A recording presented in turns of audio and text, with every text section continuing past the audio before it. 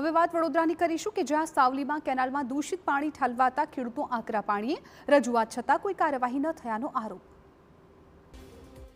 આ છે વડોદરા જિલ્લાના સાવલી તાલુકાના દ્રશ્યો, જ્યાં ઔદ્યોગિક એકમોનું દૂષિત પાણી કેનાલમાં ઠલવાતા ખેડૂતોમાં રોષ ફેલાયો। તેમનો આરોપ છે કે વિવિધ ઔદ્યોગિક એકમો રાત્રે કેનાલમાં ઉદ્યોગનું દૂષિત પાણી છોડે છે, જેના કારણે ખેડૂતોને સિંચાઈ માટે કેમિકલવાળું પાણી મળી રહ્યું છે। વડદલા તળાવ અને વડદલા સિંચાઈ વિભાગની મુખ્ય કેનાલમાં ઝેરી પાણી ભળવાના કારણે ખેતીના પાકને મોટું નુકસાન થતું હોવાનો ખેડૂતનો દાવો છે। કેમિકલવાળા ગંદા પાણીના કારણે મૂંગા પશુ પક્ષીઓના જીવ પણ જોખમમાં મુકાયાનો આક્ષેપ છે। રજૂઆતો છતાં ઉકેલ ન આવતા ખેડૂતોમાં રોષ જોવા મળ્યો। અમારે જમીનનો બગાડ થાય છે, પાકનો બગાડ થાય છે। જિલ્લા પંચાયતને વારંવાર રજૂઆત કરી છે, ગામ સરપંચને વારંવાર રજૂઆત કરી છે, પણ આ કંપનીઓના પાણીનો કોઈ નિકાલ આવતો નથી। આ લોકો વધારે પડતું પાણી રાત્રે આ કેનાલમાં ખોલે છે।